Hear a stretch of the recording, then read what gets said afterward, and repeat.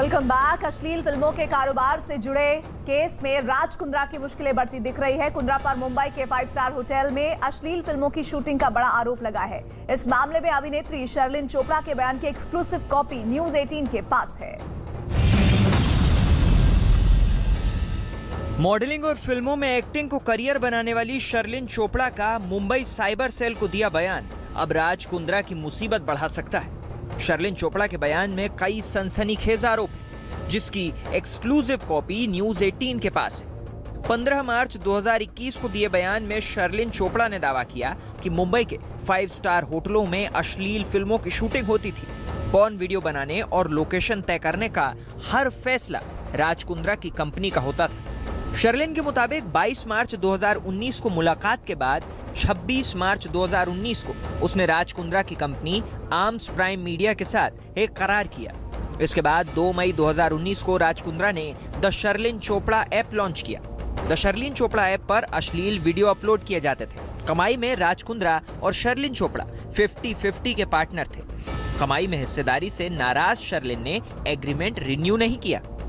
शर्लिन के इस बयान से एक बात तो साफ है कि कुंद्रा और शर्लिन में बाद में विवाद भले हुआ हो, लेकिन पहले दोनों एक साथ ही काम करते थे और पॉर्न वीडियो रैकेट में शामिल थे। हालांकि बाद में शर्लिन ने अपना स्टैंड बदल लिया और कुंद्रा पर एक तरफा अश्लील फिल्मों में उन्हें धकेलने का आरोप लगाया। यही नहीं, 22 जुलाई को राज कुंद्रा की गिरफ्तारी के बाद शर्लिन ने एक बयान जारी कर कहा था कि उन्होंने ही सबसे पहले महाराष्ट्र साइबर सेल को इस मामले की जानकारी दी थी। महाराष्ट्र साइबर सेल की इन्वेस्टिगेटिंग टीम को जिस व्यक्ति ने सबसे पहले आर्म्स प्राइम के बारे में जानकारी दी वो कोई और नहीं बल्कि मैं हूं। कहने का तात्पर्य ये है कि जब मुझे समन्स नोटिस भेजी गई थी महाराष्ट्र साइबर सेल के द्वारा, और उनकी तरह जो कहते हैं my heart goes out to Shilpa and her kids, मैं अंडरग्राउंड नहीं हुई, लापता नहीं हुई, गायब नहीं हुई। अब सवाल उठता है कि आखिर जो शर्लिन कभी राज कुंद्रा के इतने नजदीक थी, आखिर वो राज कुंद्रा के खिलाफ क्यों बोलने लगी, यहाँ तक कि केस तक दर्ज करा दिया। फिलहाल शर्लिन को प्रॉपर्टी सेल ने भी समन किया है, लेकिन वो अभी तक पेश नहीं हुई है और पेश होने से पहले अग्रिम जमानत लेने की कोशिश में जुटी हुई है। मार्च 2021 में साइबर सेल के ऑफिस पर जाकर मैंने अपना निष्पक्ष बयान दिया। दोस्तों, इस विषय पर कहने को बहुत कुछ है, लेकिन क्योंकि ये मैटर सब जुडिस है, इसलिए इस पर टिप्पणी करना मेरे लिए अनुचित होगा। शर्लिन चोपड़ा का मुंबई साइबर सेल को दिया बयान राज कुंद्रा की मुसीबतें बढ़ाने वाला है। लेकिन ये इकलौता मामला नहीं है जिसकी वजह से राज कुंद्रा की मुश्किलें लगातार बढ़ती नजर आ रही हैं। राज कुंद्रा पर पुलिस का शिकंजा कसने के बाद अब कई लोग ऐसे सामने आ रहे हैं जो राज कुंद्रा पर एक जैसे आरोप लगा रहे हैं। अब मुंबई पुलिस ने मालवानी पुलिस स्टेशन में राज कुंद्रा की कंपनी से जुड़े कुछ लोगों के खिलाफ बकायदा FIR भी दर्ज की है। बताया गया कि कुंद्रा की कंपनी में काम करने वाले 4 प्रोड्यूसरों के खिलाफ एक मॉडल ने FIR दर्ज कराई, जो मुंबई क्राइम ब्रांच की प्रॉपर्टी सेल को ट्रांसफर कर दी गई। एक मॉडल ने कुंद्रा की कंपनी पर यह केस दर्ज कराया कि आरोपियों में अभिनेत्री गहना वशिष्ठ का नाम भी शामिल है। मॉडल ने फिल्मों में काम दिलाने के नाम पर धोखा देने का आरोप लगाया है। उसका आरोप है कि उसे बड़ी फिल्मों में काम दिलाने का झांसा देकर धोखे से पॉर्न फिल्मों में धकेल दिया गया। पीड़ित मॉडल के मुताबिक पॉर्न फिल्म शूट करके हॉटशॉट्स पर अपलोड कर दी गई। अब क्राइम ब्रांच की प्रॉपर्टी सेल पूरे मामले की जांच करेगी, लेकिन राज कुंद्रा के लिए ये आखिरी मुसीबत नहीं। राज कुंद्रा और उनकी पत्नी शिल्पा शेट्टी पर मार्केट रेगुलेटर सेबी ने भी कार्रवाई की है। बताया गया कि रिपुसूदन कुंद्रा उर्फ राज कुंद्रा और शिल्पा शेट्टी ने इनसाइडर ट्रेडिंग नियमों का उल्लंघन किया है। यही आरोप शिल्पा की कंपनी वियान इंडस्ट्रीज पर भी लगा है, जिसकी 2020 तक वो मालकिन थी। सेबी ने दोनों पर 3 लाख रुपए का जुर्माना लगाया है, जो उन्हें 45 दिनों के अंदर भरना होगा। राज कुंद्रा जिस तरह के गंभीर आरोपों में फंसते जा रहे हैं, वो अगर साबित हो जाते हैं तो इसमें केवल जुर्माना भरने से काम नहीं चलेगा। हर बीतते दिन के साथ राज कुंद्रा नए नए आरोपों से घिर रहे हैं, भले ही वो एक जैसे हो।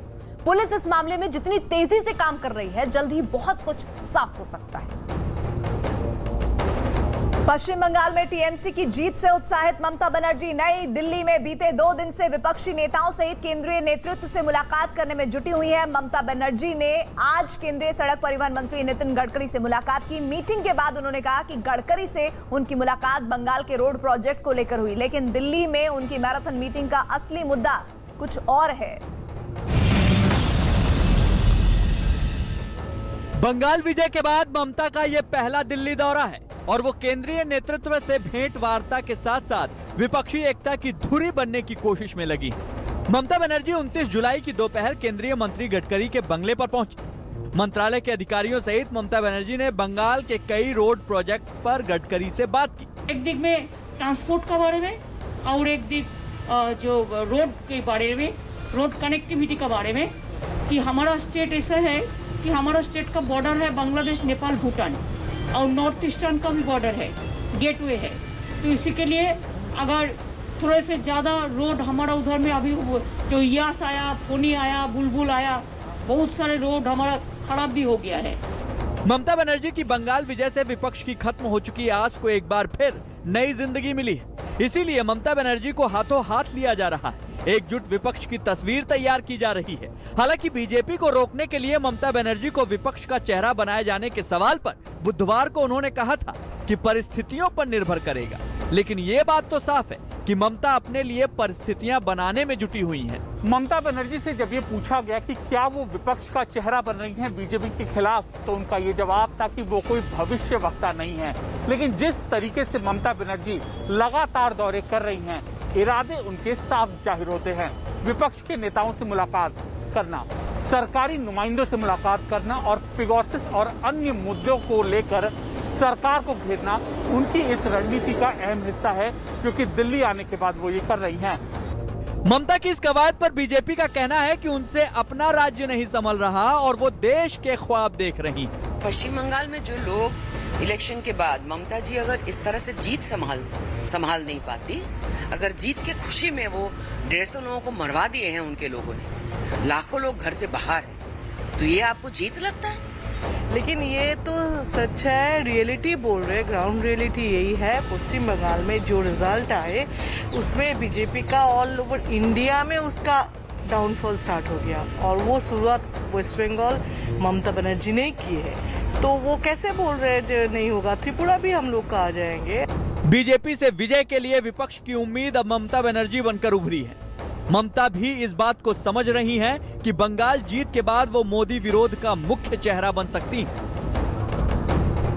इसलिए ममता बनर्जी ने बंगाल के नारे को दोहराया है। पश्चिम बंगाल में बीजेपी के विरुद्ध नारा दिया गया था कि खेला होवे, और यही नारा ममता ने दिल्ली आकर दोहराया है। ममता बनर्जी ने दावा किया कि बंगाल के बाद पूरे देश में खेला होगा। मतलब साफ है कि ममता की स्वीकार्यता विपक्ष में बढ़ी है और अभी से ही विपक्षी पार्टियों ने बीजेपी के खिलाफ मिशन मोड में खेला होवे का नारा उतार दिया है। राजस्थान में मुख्यमंत्री अशोक गहलोत और सचिन पायलट के बीच चल रहे टकराव को खत्म करने के लिए दिल्ली से जयपुर तक एक खास तरह का इम्तिहान चल रहा है। इसमें कांग्रेस विधायकों से सवाल पूछे जा रहे हैं, लेकिन उनके जवाबों से गहलोत सरकार का सियासी रिजल्ट तय होगा। राजस्थान विधानसभा में सत्ताधारी कांग्रेस के विधायकों की परेड। ये मंजर आम नहीं है, क्योंकि विधायकों की परेड तब करवाई जाती है जब बहुमत साबित करना हो। बहुमत तो कांग्रेस के पास है और गहलोत सरकार भी कायम है, लेकिन विधायकों की कदमताल इसलिए करवाई जा रही है ताकि कांग्रेस मौजूदा मंथन से राजस्थान में अपना भविष्य संवार सके। मतलब ये कि मुख्यमंत्री अशोक गहलोत और सचिन पायलट के बीच चल रही सियासी वर्चस्व की जंग खत्म करने की कोशिशें अंतिम दौर में हैं। राजस्थान कांग्रेस के प्रभारी अजय माकन विधानसभा भवन में बैठकर 55 विधायकों से 1 to 1 बात कर रहे हैं, यानी वो विधायकों के मन की बात सुन रहे हैं। दरअसल अजय माकन विधायकों से बात करके जो आकलन कर रहे हैं उसमें सवाल तो विधायकों से पूछे जा रहे हैं, लेकिन असली इम्तिहान गहलोत सरकार का है। सूत्रों का दावा है कि कांग्रेस विधायकों से यह पूछा जा रहा है कि राज्य में गहलोत सरकार का कामकाज और छवि कैसी है। खबर यह भी है कि कई विधायकों ने यहां तक कह दिया कि अगर कुछ मंत्रियों को नहीं हटाया गया तो सरकार की छवि और खराब होगी। युवाओं से आप चाहेंगे, 85 में ऐसे एमएलए हैं जो विधानसभा में पहली बार आए हुए हैं, तो आप उनको अवॉइड नहीं कर सकते। मैं समझता हूँ अपॉर्चुनिटी देनी चाहिए, पुराने जो बुजुर्ग लोग हैं उनका एक्सपीरियंस लेना चाहिए और नए लोगों को मोटिवेट करना चाहिए। नए लोगों को जब तक आप सिखाओगे नहीं तो नेक्स्ट पारी कैसे खेलेंगे आप मुझे बताइए। हमारी 1-to-1 चर्चा इसीलिए हुई कि किसी की कोई बात हो, किसी के मन में जो पीड़ा हो वो अकेले में बता सके। तो आज मैं इतना ही कहना चाहूँगा कि उन तमाम मंत्रियों के बारे में चर्चा हुई जो आज सही काम कर रहे हैं या जो सही काम नहीं कर रहे, कार्यकर्ताओं की नहीं सुन रहे। माकन साहब एक विधायक से सुन रहे हैं, तो जो कुछ इश्यूज थे उनको निपटाने की ही ये कवायद चल रही है। और आने वाले समय में जो हमारी कुछ बातें हमने रखी है माकन साहब के सामने, उन्होंने भरोसा दिया है कि उन बातों पर सब पे काम कर लिया जाएगा और आप लोगों की जो भी समस्या है उनका निवारण होगा। खबर है कि पायलट गुट ने साफ कह दिया है कि अगर राजस्थान में कांग्रेस को अगली बार भी सत्ता चाहिए तो पायलट को आगे करना होगा। राजस्थान कांग्रेस में पहली बार मार्गदर्शक मंडल की मांग उठी है। ये मांग भले ही कांग्रेस के एक विधायक ने उठाई हो, लेकिन हाईकमान भी अब युवाओं को आगे रखकर सियासी जंग लड़ने की तैयारी कर रहा है। पंजाब के बाद राजस्थान में भी संगठन और सरकार में फेरबदल की संभावनाएं तलाशी जा रही है। यानी गहलोत मंत्रिमंडल में जो फेरबदल होगा उसमें पायलट गुट का वजन बढ़ना तय माना जा रहा है। कांग्रेस हाईकमान अब युवाओं को संगठन और सरकार की कमान सौंपने का इरादा जता रहा है। यानी कि अब ये तय माना जा रहा है कि राजस्थान में सरकार भले ही अशोक गहलोत की हो, लेकिन सचिन पायलट के भी अच्छे दिन आ सकते हैं। राजस्थान कांग्रेस के प्रभारी अजय माकन को मिले फीडबैक को लेकर सूत्रों के हवाले से कुछ अहम बातें सामने आई हैं। गहलोत सरकार के कामकाज पर विधायकों ने खुलकर राय रखी। पायलट गुट के विधायकों ने कहा अफसर विधायकों की नहीं सुनते। पायलट गुट के विधायकों ने कहा कि कुछ मंत्रियों का कामकाज ठीक नहीं है। सचिन पायलट दिल्ली में बैठकर रणनीति बना रहे हैं। पायलट के बताए गए मुद्दों पर ही विधायकों से 1-to-1 बात हो रही है। पायलट के कहने पर ही विधानसभा चुनाव हारने वाले कांग्रेस नेताओं की भी राय ली गई है। पायलट के दबाव में अजय माकन को 2 दिन का दौरा 3 दिन का करना पड़ा। सूत्रों के हवाले से खबर है राजस्थान कांग्रेस के ज्यादातर युवा विधायक युवाओं की भागीदारी के एजेंडे का समर्थन कर रहे हैं।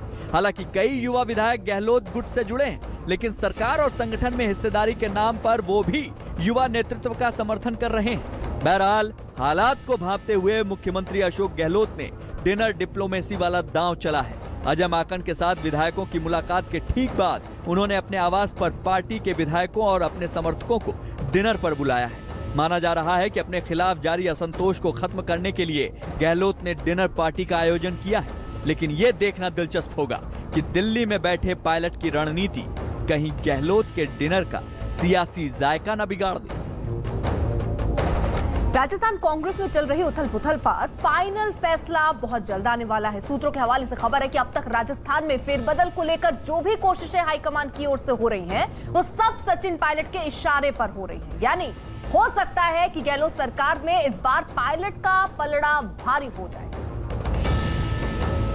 ये खबर देखने और सुनने के बाद दुनिया हैरान है। आखिर सबको हंसाने वाले किसी शख्स से तालिबान के आतंकी क्यों डर गए हैं? अपने अंदाज से सबको हंसाने वाले अफगानिस्तान के एक मशहूर कॉमेडियन को तालिबान के हथियारबंद आतंकियों ने पहले दिन दहाड़े किडनैप किया और फिर जो कुछ हुआ उसकी दुनिया भर में निंदा हो रही है।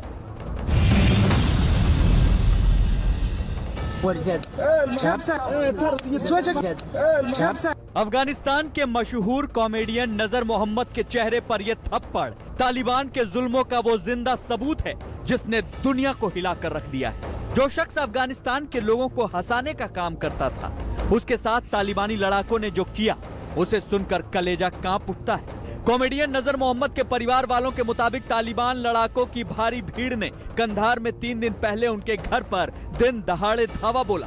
फिर हथियारबंद तालिबानी लड़ाकों ने नजर मोहम्मद को जबरन गाड़ी में बिठा लिया। इसके बाद उन्हें पीटते हुए वीडियो बनाया और उसे वायरल कर दिया।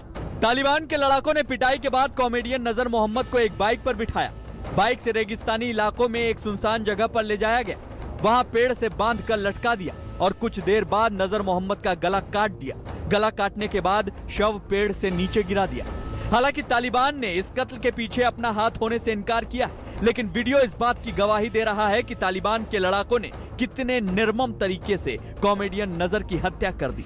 बताया जाता है कि नजर मोहम्मद की हत्या इसलिए की गई क्योंकि वो स्थानीय पुलिस के तौर पर काम करते थे, इसलिए तालिबान उन्हें अपना दुश्मन मानता था। तालिबान आतंकियों के हत्याकांड बेकाबू होते जा रहे हैं।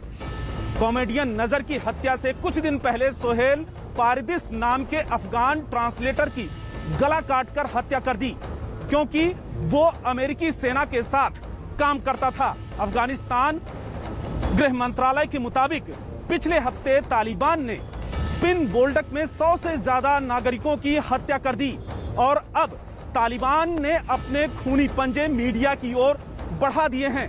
खबर है कि तालिबान ने फरमान जारी किया है कि मीडिया में काम करने वाली महिलाएं नौकरी छोड़कर अंडरग्राउंड हो जाएं या फिर वो देश छोड़कर चली जाएं, जिसके बाद से तमाम महिला पत्रकार अफगानिस्तान छोड़ने पर मजबूर हो गई हैं। अफगानिस्तान के स्थानीय न्यूज एजेंसियों के मुताबिक अब वहां महिला पत्रकारों को नौकरी छोड़ने के लिए धमकाया जा रहा है। महबूबा मोहम्मदी नाम की महिला पत्रकार ने एक न्यूज वेबसाइट को दिए इंटरव्यू में कहा कि उसे तालिबान की ओर से धमकी मिल रही है और वो खुद को और अपने परिवार को जिंदा रखने के लिए अफगानिस्तान से बाहर जा रही है। तालिबान ने अफगानिस्तान के ज्यादातर इलाकों पर कब्जा कर लिया है और अपने बीते दिनों का खौफ दोबारा लाने के लिए उनके लोग अफगानिस्तान में हर स्तर पर जुल्म कर रहे हैं। हालांकि अफगानिस्तान सरकार ने दावा किया है कि इन हत्याओं का बदला लिया जाएगा, लेकिन मौजूदा हालात ये हैं कि तालिबान का खूनी पंजा अफगानिस्तान के नक्शे को अपनी मुट्ठी में करता नजर आ रहा है। अफगानिस्तान में तालिबान का कब्जा लगातार बढ़ रहा है। सबसे हैरान करने वाली बात तो यह है कि तालिबान के आतंकी न केवल अफगानिस्तान फौज पर हमले कर रहे हैं, बल्कि अपने कब्जे वाले इलाके में महिलाओं और बाकी नागरिकों की जान के दुश्मन बन गए हैं। तालिबान की ओर से हर रोज ऐसे फरमान आ रहे हैं जो एक बार फिर अफगानिस्तान को सबसे बुरे दौर में ले जाने की साजिश है, जहां लोगों की जिंदगी तालिबान के हुक्म की मोहताज रहती है। और सोशल मीडिया पर एक साथ हजारों ब्लैक बक यानी काले हिरणों के दौड़ने का वीडियो वायरल हो रहा है। खुद प्रधानमंत्री नरेंद्र मोदी इसे अपने ट्विटर हैंडल से शेयर कर चुके हैं। सड़क पार करते हुए हजारों हिरणों का झुंड देखकर ऐसा लगता है जैसे सड़क पर कोई समुद्री लहर उठ रही है। गुजरात के भावनगर में जंगल के बीच से लंबी कतार बनाकर गुजरते दुर्लभ प्रजाति के ये काले हिरण तेज रफ्तार से दौड़ने के लिए जाने जाते हैं, जो यहाँ नजर भी आया। काले हिरण एक के पीछे एक दौड़ते हुए कुलाचे मारकर सड़क को तेजी से पार करते नजर आए। नजारा भी ऐसा जैसे हिरणों की रेलगाड़ी गुजर रही हो। इस वीडियो में जब हिरण सड़क पार करने के लिए छलांग लगाने लगे तो ऐसा लगा जैसे सड़क के दोनों छोर पर कोई समुद्री लहर आ गई हो। एक के बाद एक हजारों हिरण छलांग मारकर सड़क पार करने लगे। करीब 3000 ब्लैक बक की लाइन खत्म होने का नाम ही नहीं ले रही थी। दूर दूर तक हिरणों की ऐसी भीड़ कि इनकी संख्या का अंदाजा लगाना मुश्किल था। ब्लैक बक यानी काला हिरण, ये हिरणों की संरक्षित प्रजाति है। उनकी कम होती आबादी को देखते 1972 में उसके शिकार पर रोक लगा दी गई। यही वजह थी कि 1 अक्टूबर 1998 को जब सलमान खान ने काले हिरण का शिकार किया तो जोधपुर कोर्ट ने उनको 5 साल की सजा दी। इसी बात से अंदाजा लगाया जा सकता है कि देश में काले हिरण की अहमियत क्या है। लेकिन हाल ही में जब एक साथ 3000 काले हिरण दौड़ते देखे गए तो पहले के मुकाबले उनकी आबादी बढ़ने की चर्चाएं शुरू होने लगी। इस वीडियो ने पीएम मोदी का ध्यान भी अपनी तरफ खींच लिया और उन्होंने इसे ट्वीट करते हुए लिखा, शानदार। उसके बाद वीडियो को खूब लाइक्स और रीट्वीट्स मिले। ये वीडियो गुजरात के भावनगर से 1 घंटे की दूरी पर मौजूद वेलादर नेशनल पार्क का बताया जा रहा है। इस रास्ते से गुजरने वाले एक शख्स ने ये वीडियो रिकॉर्ड कर लिया। बाद में गुजरात के सूचना विभाग ने इस वीडियो को शेयर किया। देश में काले हिरणों का इतना बड़ा झुंड एक साथ दिखना एक दुर्लभ घटना है। वेलादार नेशनल पार्क काले हिरणों के लिए मशहूर है, जिसे संरक्षित प्रजाति घोषित किया गया है। दावा किया जा रहा है कि यहाँ पिछले 5 साल में काले हिरणों की तादाद काफी बढ़ी है, जो राहत की बात है। और अब देश दुनिया की खबरों का सुपर प्राइम टाइम बुलेटिन। देखिए 100 बात की एक बात।